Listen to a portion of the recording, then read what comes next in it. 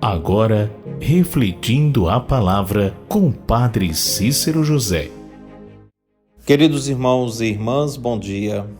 Hoje, domingo, o 22º do tempo comum. Vós abandonais o mandamento de Deus para seguir a tradição dos homens. Caros irmãos, a liturgia deste 22º domingo do tempo comum vem refletir sobre as leis, os mandamentos de Deus. Isso servirá para verificarmos como estamos vivendo aquilo que Deus pede. Também nos fará refletir sobre quais as consequências quando deixamos de cumprir as leis de Deus. Uma coisa é certa: quando deixamos de cumprir as leis, aparecem muitas injustiças, e a injustiça é abominável aos olhos de Deus. Na primeira leitura do livro do Deuteronômio, o livro das leis do povo hebreu, vemos a importância de se ter leis sólidas e eficazes para estruturar um povo, para que este vença os obstáculos da vida em sociedade. O que faria do povo hebreu um grande povo seriam as leis que eles tinham, leis dadas por Deus e que ele não tinha dado a nenhum outro. O povo tinha o mais importante, um conjunto de leis que, se fossem praticadas, eles seriam admirados por serem grandes e sábios. As leis de Deus revelam que ele é próximo, preocupado e defende o seu povo. Se essas leis fossem praticadas como estão escritas, sem tirar nem por nada, tudo daria certo na vida. Diante disso, ninguém pode dizer que não sabe o que fazer. Nós temos a palavra de Deus diante de nós. Basta tomarmos a decisão de vivê-la. A segunda leitura da carta de São Tiago fala dos dons que Deus nos deu. Ele nos criou, concedeu dons e deu os seus ensinamentos. Somos privilegiados, diz São Tiago.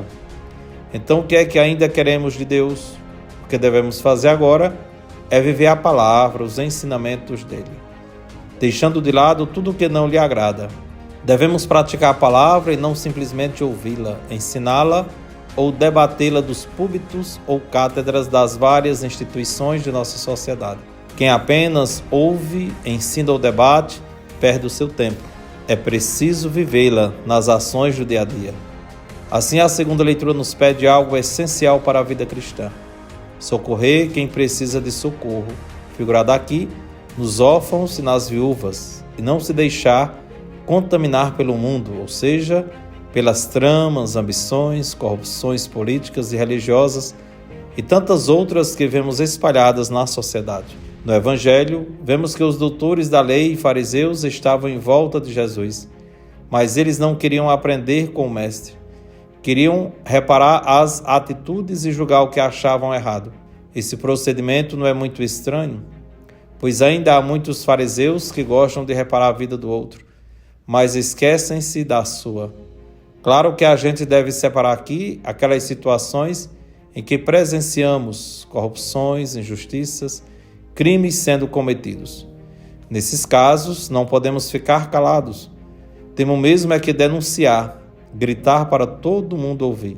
Mas quem age de má fé, criando mentiras, procurando um erro no outro para denegrir a imagem dele, não vive a palavra de Deus. Pode até escutar, mas não vive.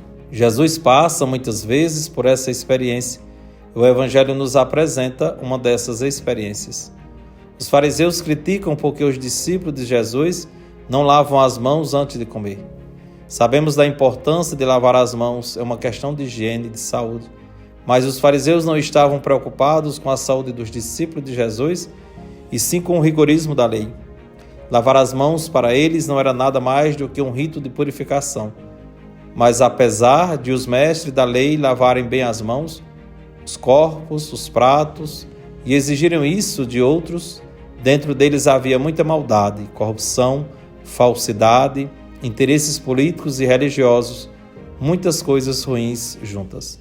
Diante dessa realidade, Jesus chama-os de hipócritas e usa um trecho do profeta Isaías que diz: "Esse povo me honra com os lábios, mas o coração está longe de mim." Ou seja, não adiantava o louvor deles a Deus e o cuidado com a exigência ritual, porque eles só ensinavam os rigorosos preceitos humanos. Só se preocupava com as práticas externas. O que realmente importava, a pureza de coração, eles não tinham. Estavam com o coração preenchido pelo mal.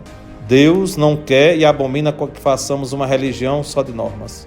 Precisamos rever nossas ações em relação às leis e ensinamentos de Deus. Depois façamos o que é correto.